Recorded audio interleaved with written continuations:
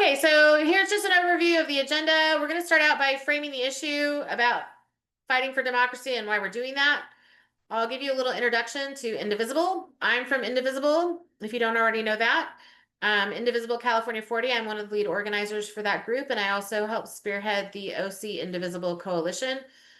And we'll talk about those things. We'll take a look at where things are in the US right now. How we can communicate the truth to those around us. We'll break down the pillars of fascism, and then we'll take a look at California's fight for Proposition 50. We'll talk about engaging locally and the action steps you can take to engage, and then we'll have our city breakouts. Then after we break out, we'll talk about how to grow the movement, how to activate others, a vision for our future, and then we'll close out. All right, so here we go. Okay, so we're going to start with framing the issue. First of all, no one is coming to save us. We have to save ourselves.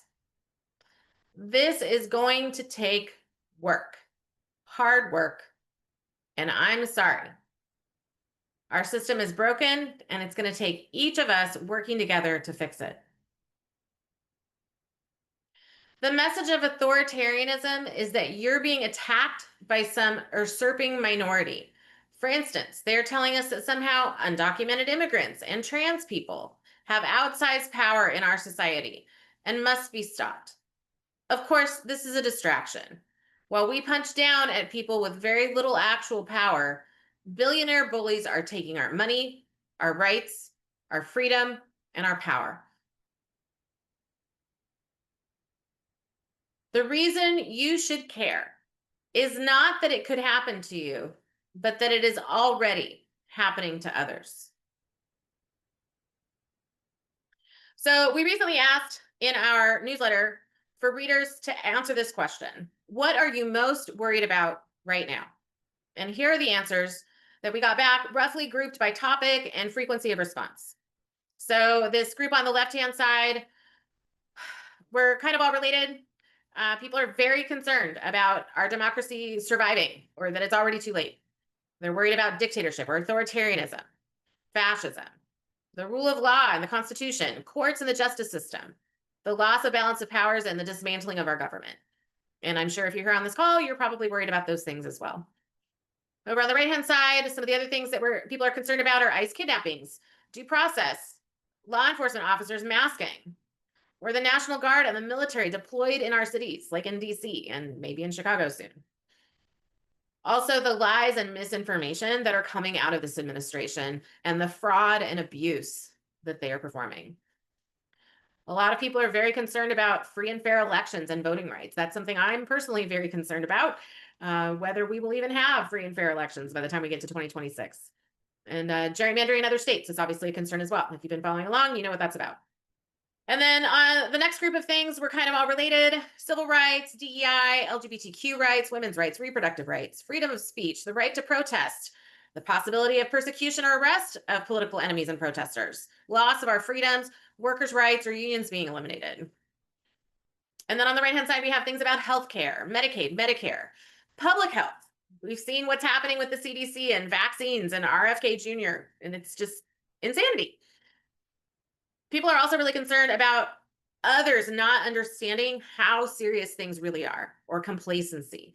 That's something that I'm personally very concerned about. And one of the reasons I'm doing this meeting is I'm hoping to help all of you understand that if you don't already, and help you figure out how to communicate that to the people around you, because I think that's a really critical issue that we have. And people are worried about Project 2025. The lack of Democrats leading, the perceived lack of that, the perceived lack of them standing up, or I hear people saying, when are they going to grow a spine? And also a couple people talked about even Republican officials allowing this to happen, right? I mean, Republicans are supposed to be conservative. They're supposed to be fiscally responsible. They're supposed to, care about markets and things like that. And we're just not seeing that. They're just seeing them kind of, roll over and do whatever Trump wants. People are concerned about science and research and education. The environment, the EPA, climate change. Several people talked about warmongering, Palestine, Ukraine, Brazil, the loss of our international standing as leaders of the free world. And then over here on the left, Social Security came up, the economy, housing concerns, just greed and capitalism taking over, tariffs, gun control, gun violence, mass shootings, especially over the last week. People are very concerned about that. And then on the right-hand side, these are things that were only mentioned once, but there's still concerns. I mean, I did ask, what are you most worried about, right? And some people couldn't narrow it down to just one thing. But money in politics, the lobbying, Citizens United. Someone said they want age limits for politicians, and I remember this person in particular said, we should not have geriatric people leading us, and I am geriatric, and I am telling you this. People are concerned about a potential civil war, foreign influence in our elections and our government. Someone shared a story about their concern for their birthright citizenship. Concerns about media, news, bending the knee to Trump, not standing up to him, extremism in general, the loss of family farms, protecting the poor, and FEMA. So yeah, there's a lot to be worried about, right? So we'll talk more about those things and what we can do. We don't want to just be worried, we want to do something. So first I want to start out by telling you a little bit about Indivisible, which is the organization that I'm with. It was founded in 2016, right after Trump was elected the first time, and brought together by a practical guide to resist the Trump agenda. Indivisible is a nonpartisan movement of thousands of group leaders and more than 1 million members taking regular, iterative, and increasingly complex actions to resist the GOP's agenda, elect local champions, and fight for progressive policies. So here are the 5 principles of Indivisible. The first is remake our democracy.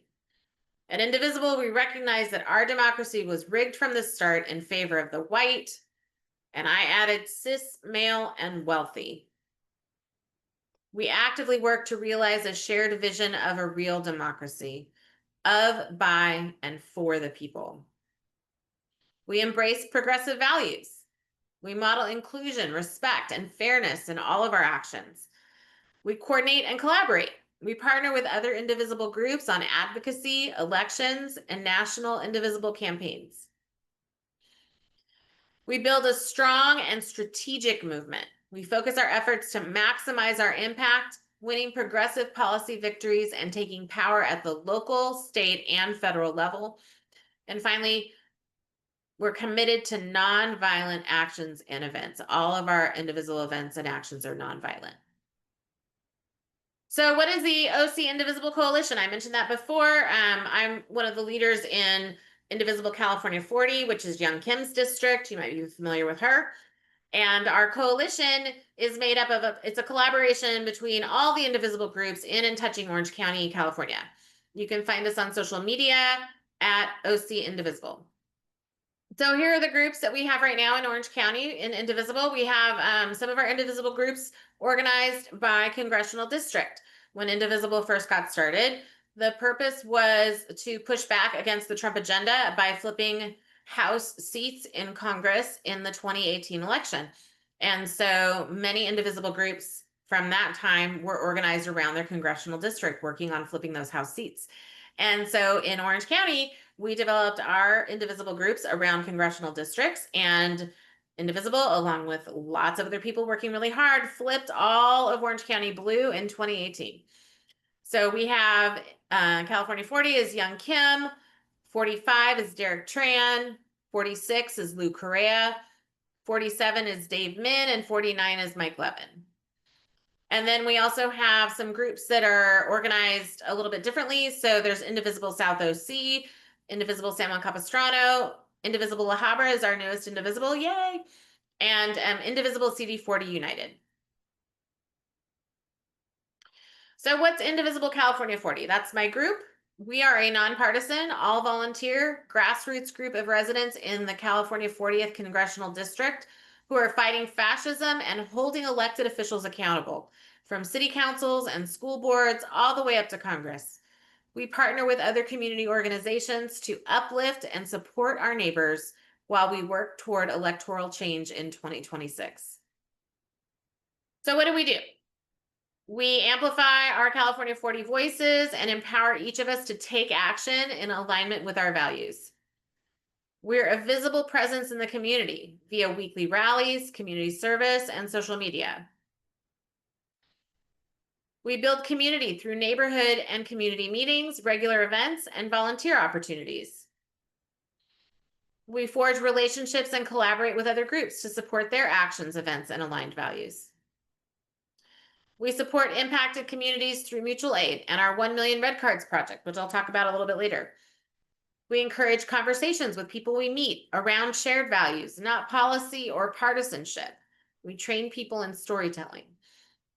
How do we connect?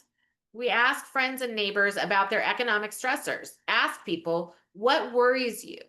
Then listen without judgment. We compile data on what California 40 residents care about and what affects them via deep canvassing efforts by phone and in person. We train people and teams for strategic non-cooperation to fight fascism. We'll talk about that a little bit later. We educate people around federal, state, and local politics, current events, and values that affect California 40 residents. We connect politics to their everyday lives. We help existing and potential voters engage in elections. And we inspire radical inclusivity, a growth mindset, and a willingness to be held accountable to the group. There are some barriers to our success. The first is apathy. The lack of a perceived difference between candidates, politicians, and or political parties. You've probably heard people talk about this, right? Like the Republicans and the Democrats are all the same. The unclear nature of the electoral process, especially at the presidential level, right? It's confusing. Even at lower levels, understanding your districts and what they do and who they cover. Confusion and disconnect with the political system and the perceived low caliber of candidate politicians. Some people are discouraged. Individuals feel their vote was irrelevant. They feel like I'm the only Democrat or liberal or progressive or leftist in my area. Misinformation, bots, the rise of alt-right news sources, the spread of misinformation on social media, and then overwhelm. Project 2025 promised shock and awe and to flood the zone. Every day, there are so many new and awful things happening. So here's a little overview of Project 2025. Maybe most of you probably heard of it. It's a political initiative published in April of 2023 by the Heritage Foundation with the support of over 100 far-right organizations to reshape the federal government of the United States and consolidate executive power in favor of right-wing and Christian nationalist policies. So they were planning ahead. Project 2025's policy guidebook, The Mandate for Leadership, describes an America poisoned by wokeness and overtaken by lawlessness and chaos, where conservatives need to seize power immediately and for as long as possible to right a sinking ship. It provides instructions on how to dismantle the government, recruit thousands of politically aligned people to staff the Trump administration, and quickly guide the next president into the steps needed to accomplish their preferred policy changes, all through the executive branch alone. And we are seeing this via executive order and the way that the administration is just tearing down the other departments, right? The project guts checks and balances, and we've seen this play out as courts become politicized, Trump rules by executive order, and Congress rubber stamps his policies. For more information, if you want more background on Project 2025, you can just Google Project 2025 overview. There are lots of great resources, including the one I have linked here. So where are we on Project 2025? They told us exactly what they plan to do in 900 pages, and they have been doing it. According to the Project 2025 tracker, as of July 27th, 2025, they were 47% complete on their goals. The tracker was last updated on July 27th and been pretty consistent up to that point. I have put in a question to them about why it hasn't been updated in the last month. So when I find out, I will let you know. The recently passed federal budget is one tool by which they are implementing their goals. It allows them to shape policy indirectly via how money is allocated and spent. So, as of today, we are 230 days or 7.5 months into Trump's second term of 4 years. He has 1,230 days or 40.5 months to go. So, that is a long time. So, they've been able to accomplish a lot in a very short amount of time. So next I want to talk about fascism in America. Because it's an imprecise and emotionally charged term, some people prefer to say authoritarianism rather than fascism. You can take your pick. Fascism uses sophisticated propaganda techniques for an anti-liberal, anti-socialist, violently exclusionary, expansionist, nationalist agenda. Regimes use fear and chaos to keep people off balance. Fascist groups believe they are victims, like Make America Great Again.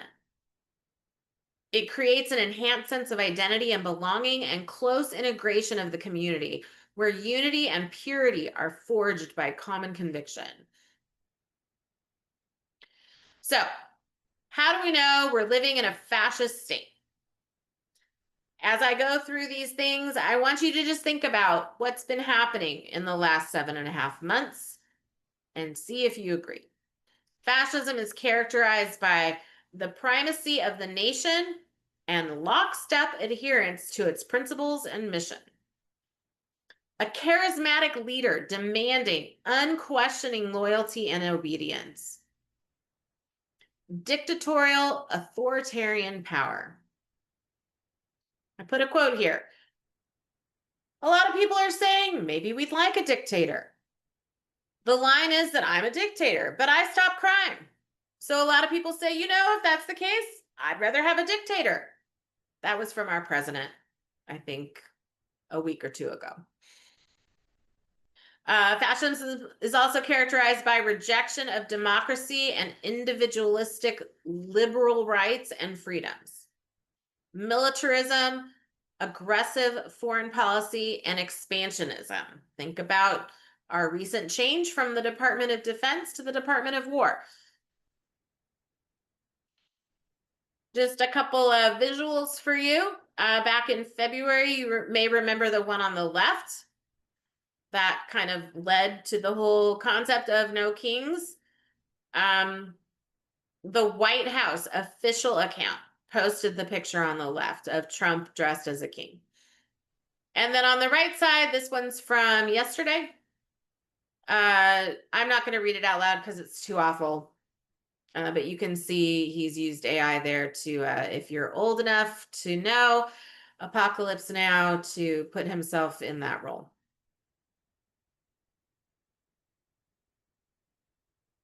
So some more characteristics of fascism: dehumanization of enemies, an us versus them mentality, demonizing scapegoated groups and justifying violence against them.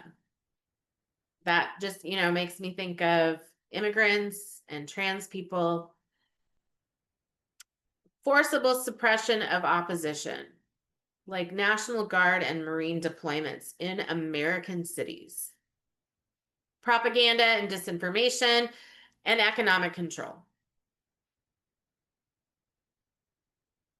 So, this is not normal. Senator Chris Murphy says this is the most serious moment since the Civil War. We are months away from the destruction of democracy such that it is irreversible. So I know this has been like a lot of doom and gloom. It's overwhelming.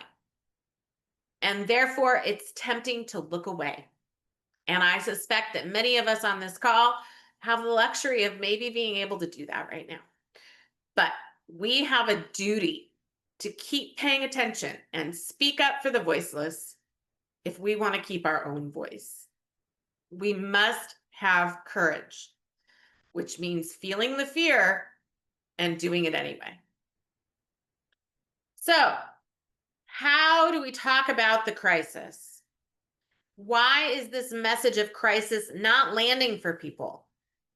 Why are so many people just walking around, going to the grocery store and restaurants, taking vacations, living their lives like things are perfectly normal?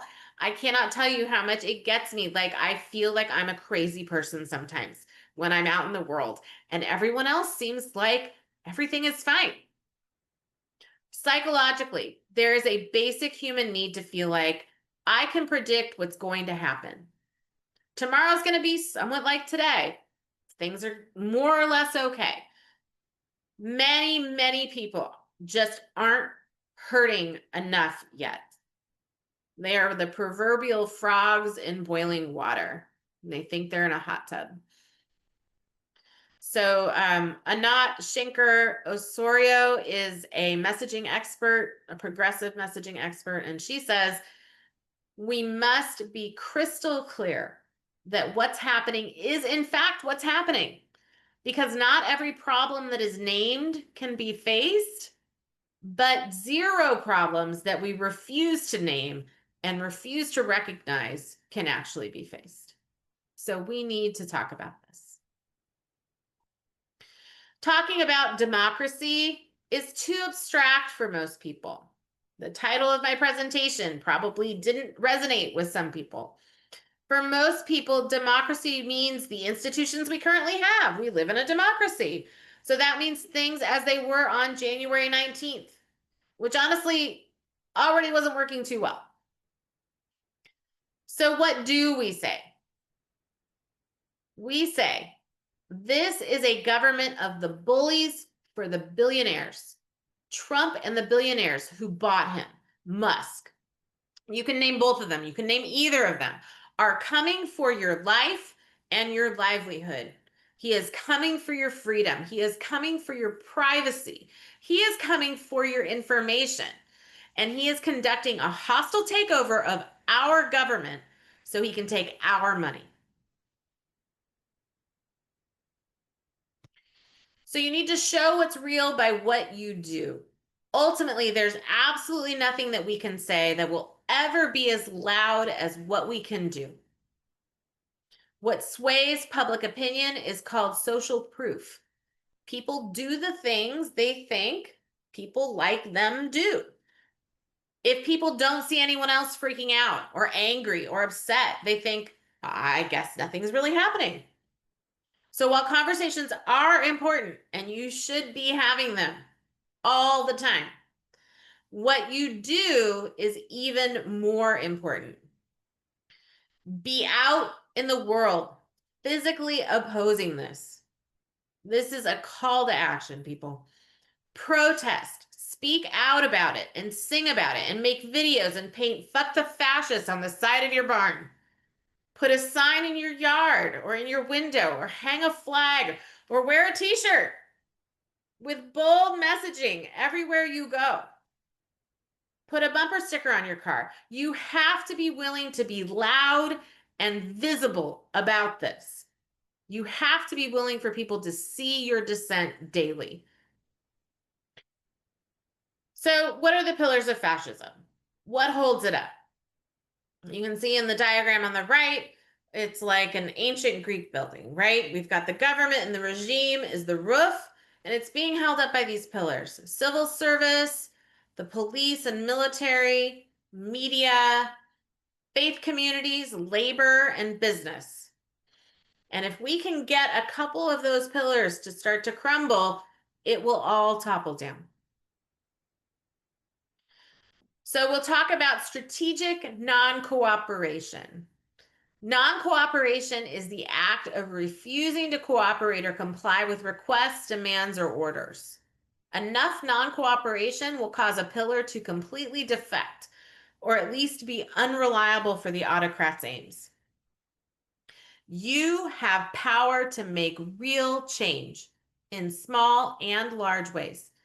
Think about what pillars you interact with and how you can refuse to cooperate.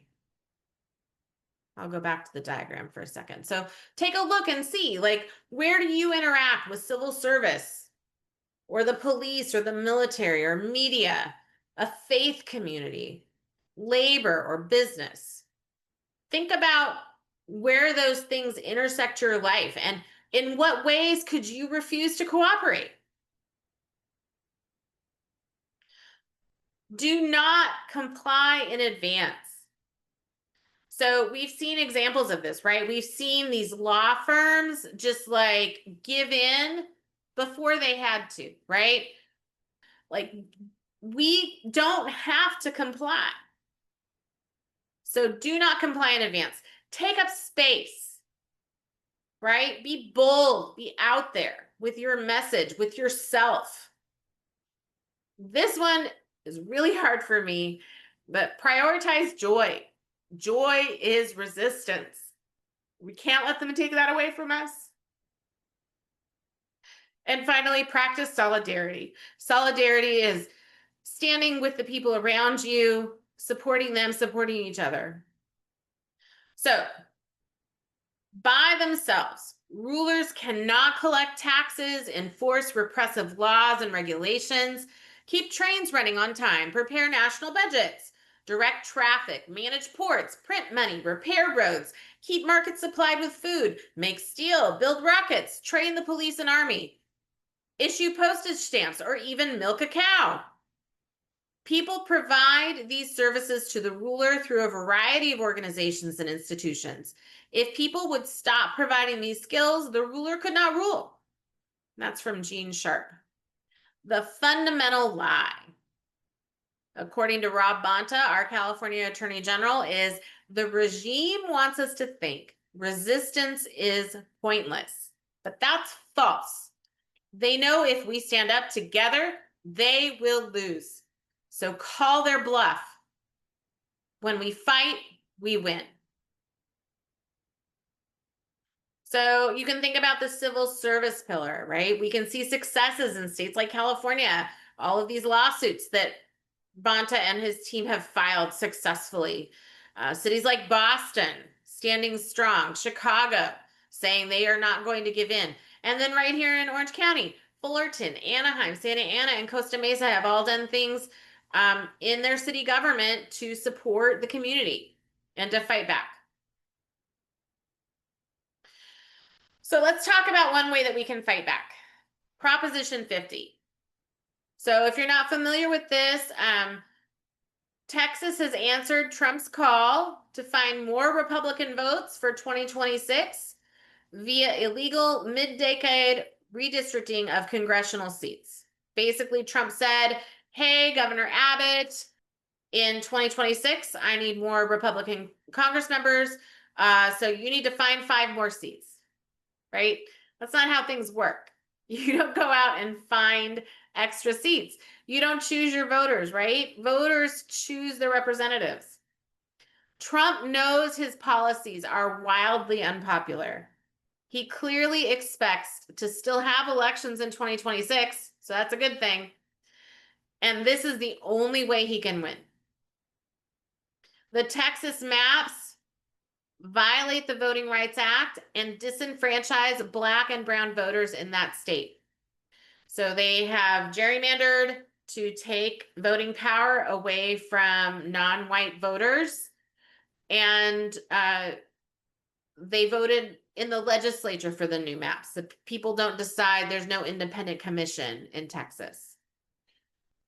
So California is responding with a special election on November 4th, where voters will choose whether to approve temporary mid-decade maps that will advantage Democrats. The OC Indivisible Coalition all support Proposition 50.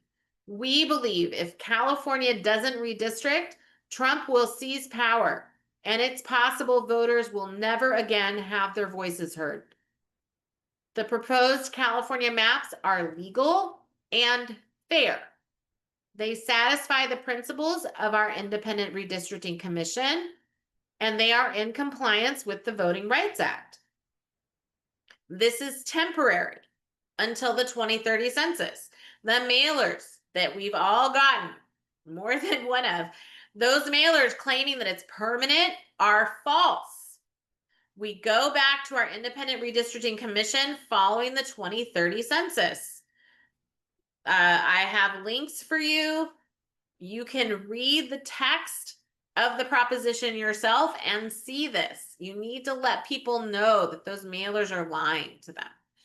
And finally, this is necessary to stop Trump. For the sake of our democracy and all Americans, we cannot let him take voting rights away from us.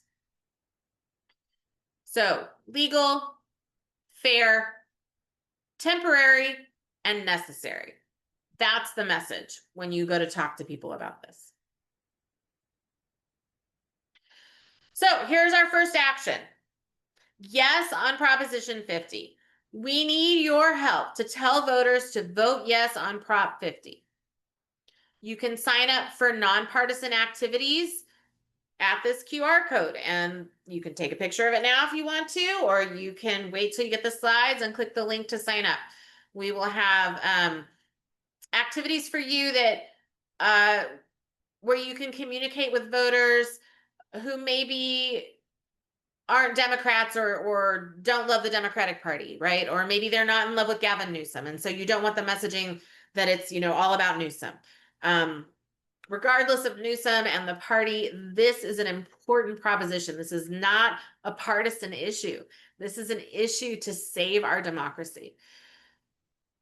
So you can sign up to phone bank or canvas or write postcards. And I got to tell you, canvassing is the most effective method for getting people out to vote. This is going to be about turnout. Okay. So typically, we know in general, Republicans are probably going to be against this. And Republicans are faithful voters. Republicans vote in every single election. There is no trouble with turnout on the Republican side. Democrats, NPPs, leftists, not as consistent. So the biggest problem we're going to have is getting people to actually first understand what the proposition is and then actually vote on it. And the best way to get someone to vote on it is to talk to them. Person to person is the most effective way to get out the vote. So even if you're not canvassing through an official program, talk to your friends, talk to your neighbors, even if it's uncomfortable. Okay, so a lot of these things that I'm going to be talking to you about may not feel comfortable to you. And that's hard, but honestly, too bad. We need you. We need you fighting. We need you stepping outside your comfort zone. This is for the heart of our country, not just Proposition 50, but everything that's going on requires, like I said at the beginning, some work and some discomfort. And, find something that you can be good at and do that, but you need to do something. All right. So now it's time for some breakouts. We're going to talk about engaging locally in our breakout time. So I'm going to give you some things to think about, and then we'll break out into our city groups. So our theory of change is that the best way to make an impact is to focus on local engagement and then local elections.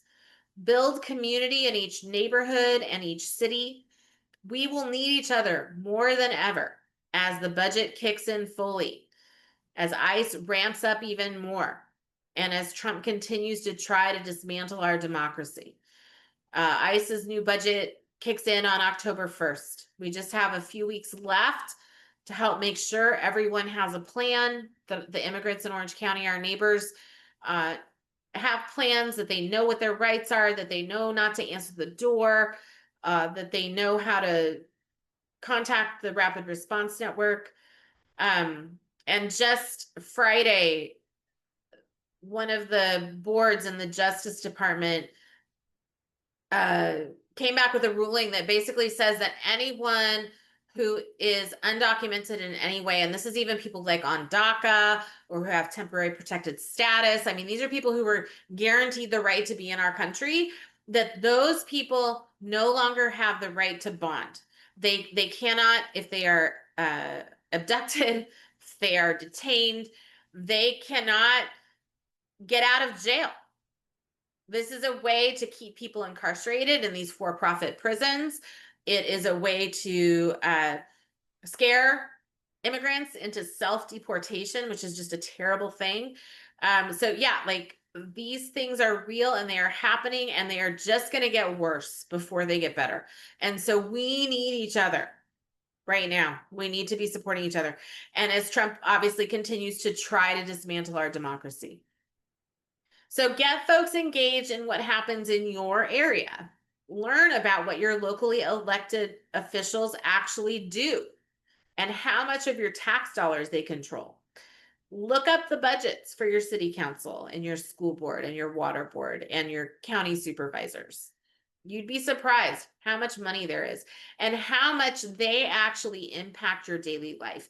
In many ways, these locally elected public servants are much more impactful and much more important than some of the things that happen at the national level. So find out who are the electeds you should support and who should you replace, and then vote up the ballot from there.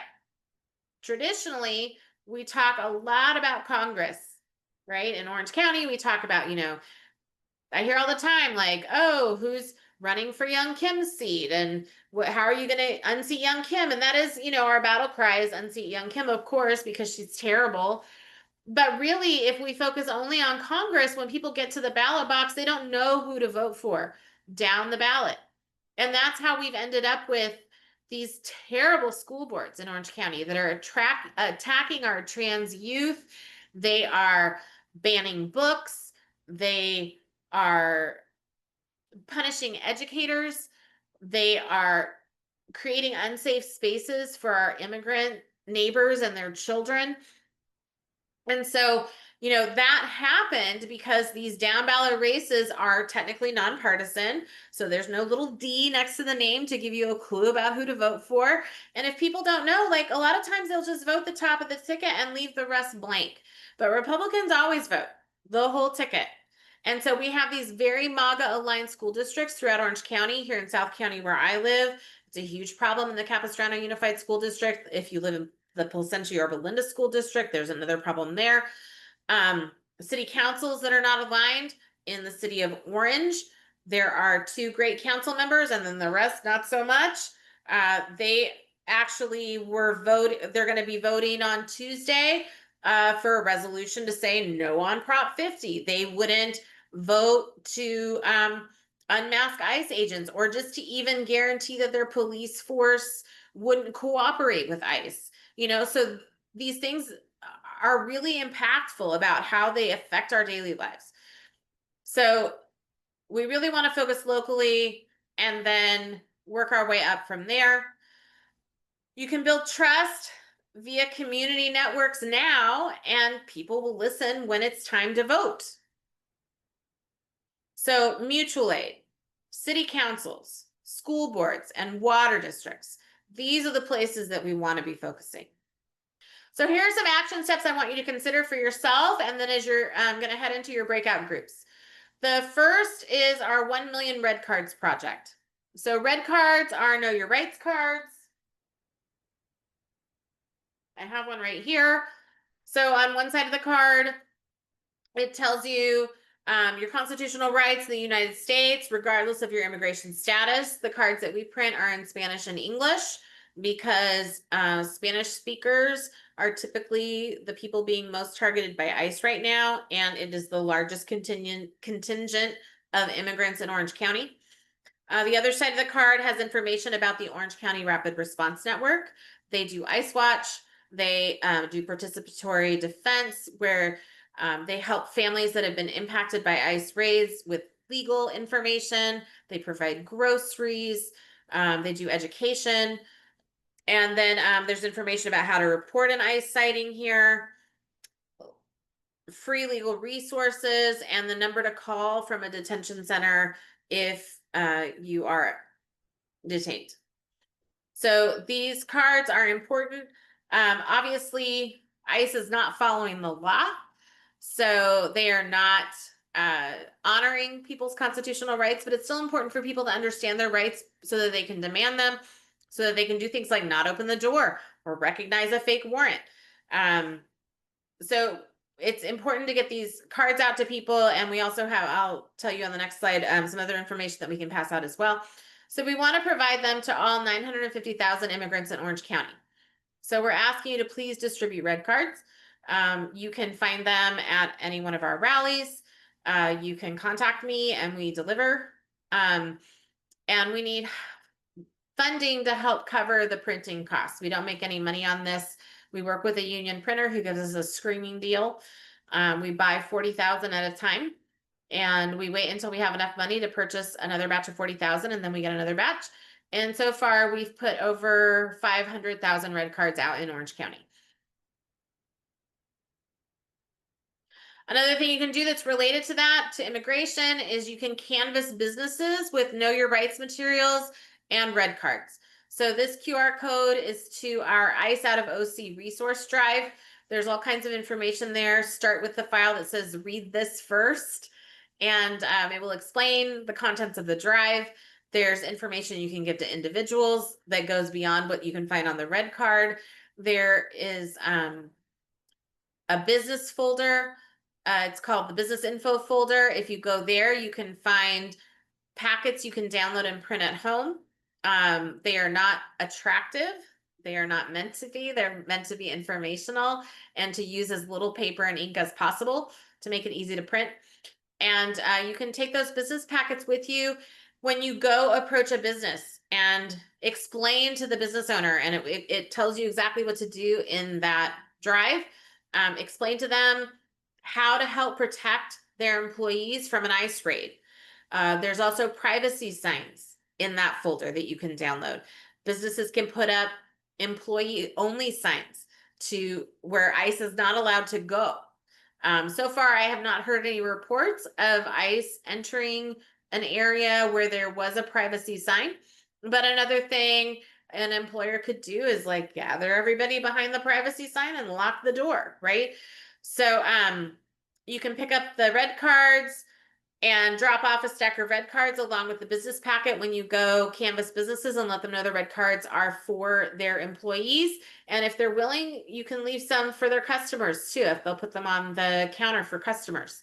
And we always say to give people like 5 red cards at a time, because someone who is at risk knows other people at risk as well.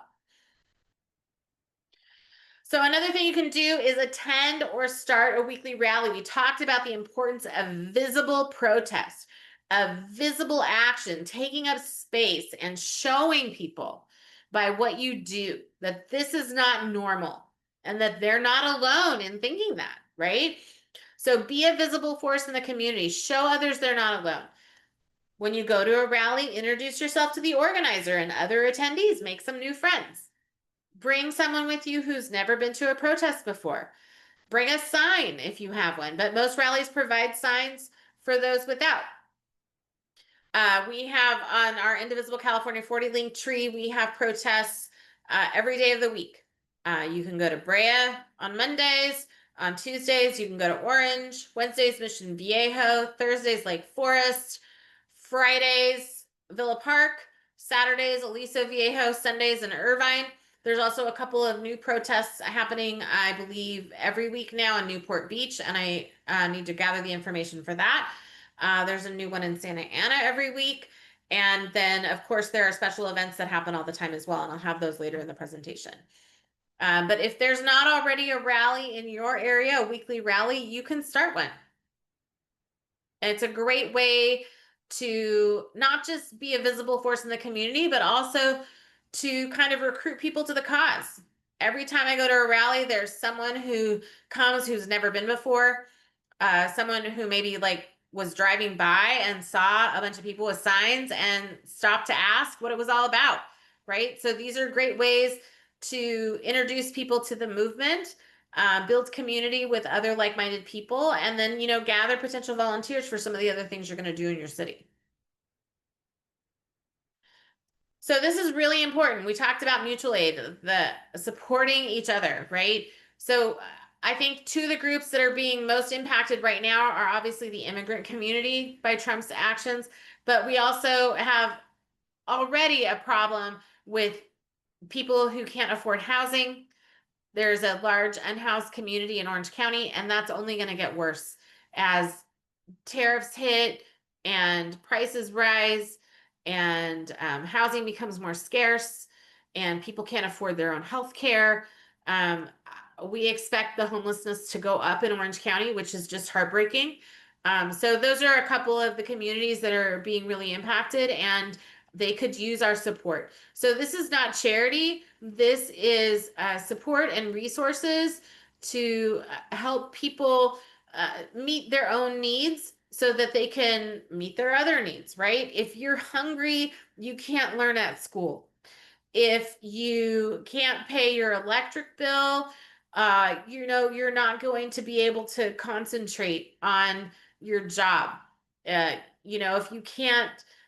if you don't have a good place to live and you don't get enough sleep at night, you're not going to be functional, right? So mutual aid is a way to support the community person to person. It helps us fight fascism via community care. So it may not feel like that if you help someone with groceries or help someone drive them to their health appointment or maybe run an errand for them because they're too afraid to leave their house. That may not feel like you're doing a lot, but that is pushing back against the regime, right? If we're helping an immigrant family be able to live a good life where they don't have to be in fear, then we're pushing back against Trump because he wants our immigrant neighbors to be afraid. He wants them to be incarcerated. He wants them to leave. And so, those are ways to push back against that. Our group supports, and when I say our group, that's Indivisible California 40 and also the Indivisible Coalition. Every Sunday, we have a rally in Irvine with 5051, and we collect mutual aid at that rally as well. And so we support a group in Santa Ana called United Across Borders. They collect food and essential items and distribute it to the immigrant community that is not able to leave their houses right now. The OC Rapid Response Network, which I talked about a little bit before, they also are providing grocery deliveries right now and with food and essential items. OC Action is a great group in Buena Park. It is an Asian American and Pacific Islander and Latino coalition, and they are working right now on community care hubs throughout Orange County.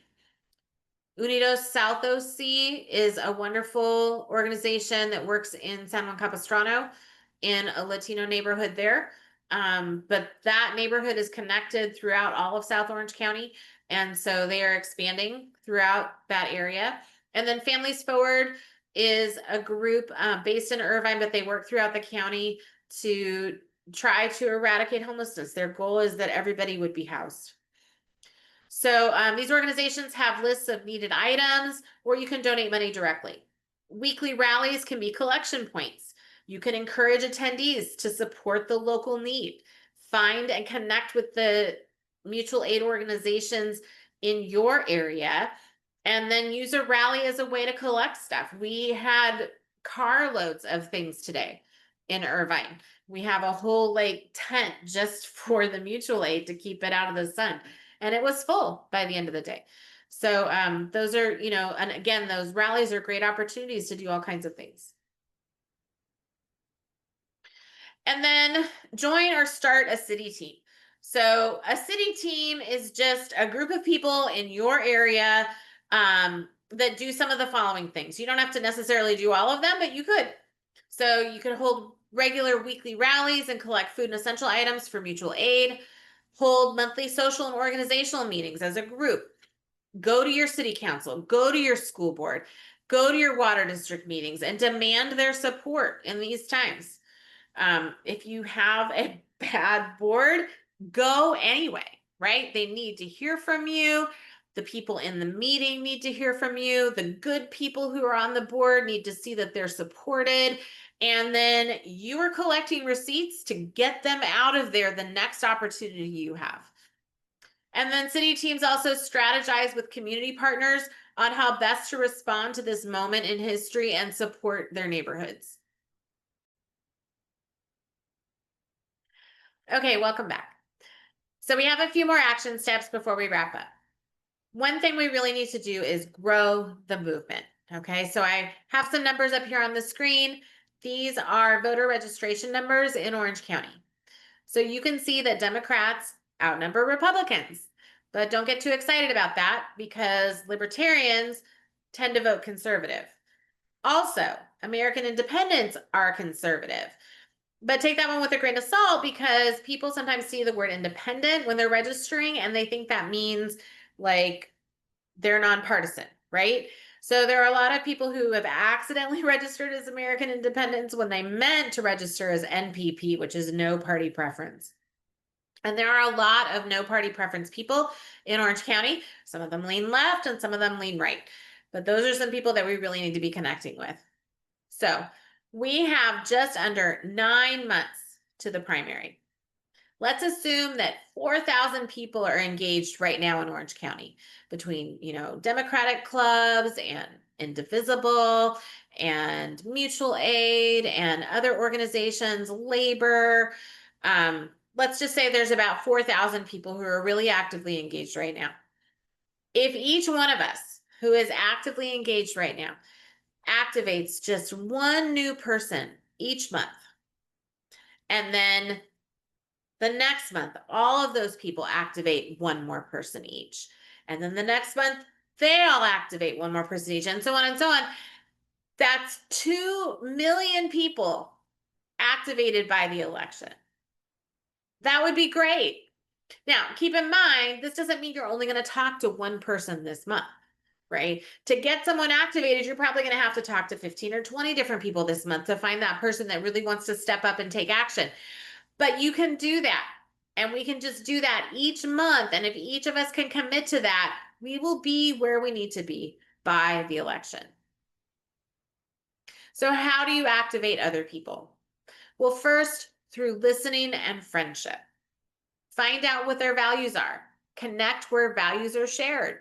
Do not argue. Do not talk policy. Do not try to convince.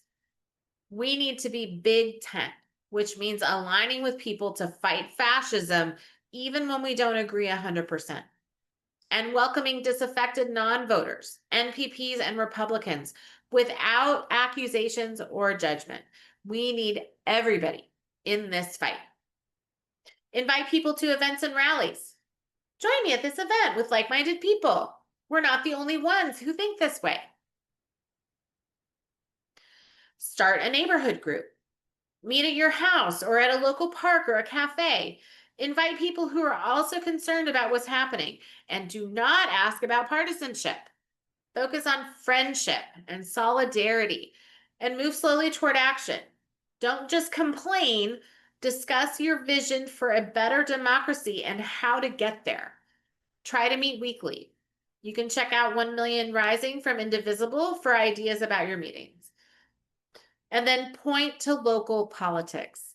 City council decisions, school boards, and how Congress votes affect us at the local level.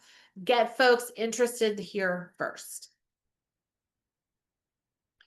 So the last thing I want to leave you with is a vision for our future. There needs to be a goal. We cannot just be against fascism. We need to be for something. This gives us hope and shapes our decision making. We don't have to compromise our values to win. We should push elected public servants, regardless of party affiliation, for policies that benefit their constituents. If they don't hear from us, they won't know what we want. Don't just accept good enough. Remember, they work for us, not the other way around. We should demand our electives not give in to corporate or foreign interests. This is really important to understand.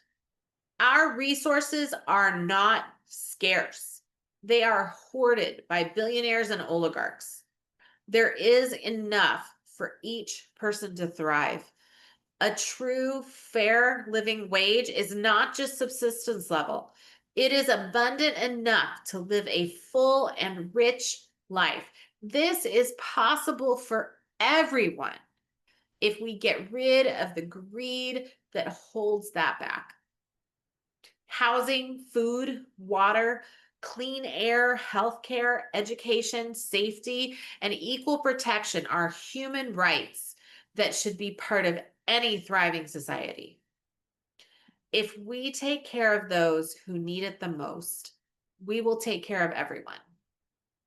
And finally, we deserve a democracy that works for all people.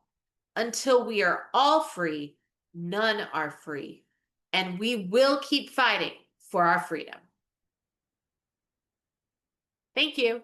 That's the end of our presentation. Thank you so much for coming. Thank you for surviving through some of the technical challenges. I just want to leave you with a few upcoming events. You can go to our Mobilize link for Indivisible California 40 for details and signups for any of these events. And you can follow OC Indivisible on social media. Again, we have weekly rallies every day of the week. Monday, September 15th, is Creating Mutual Aid Community Response Teams webinar with Indivisible. And I think especially with what we've talked about tonight, this is something that's really relevant to us, and I'm really looking forward to it. Friday, September 19th, is People Over Billionaires at Young Kim's Anaheim office with the League of Conservation Voters. Saturday, September 27th, I'm really excited about this one. It's going to be big.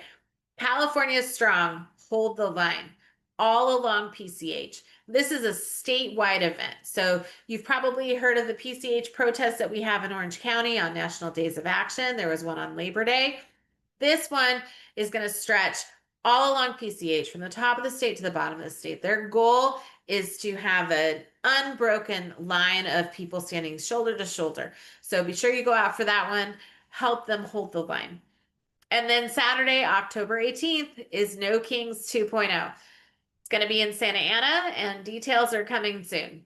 So this is like the big rally that we had in La Palma Park in Anaheim in June for No Kings, or the Hands Off rally in April in Santa Ana. So it's going to be big. It's going to be countywide. Mark your calendars now. And this will be with the OC Indivisible Coalition, WAVE, which is Women for American Values and Ethics, and 5051 OC. Okay. Are there any final questions? Thank you guys so much for coming. I really appreciate it. I hope you have a wonderful evening. Remember, get out there, fight for democracy. It's up to all of us to make the change that we need to see. Thank you.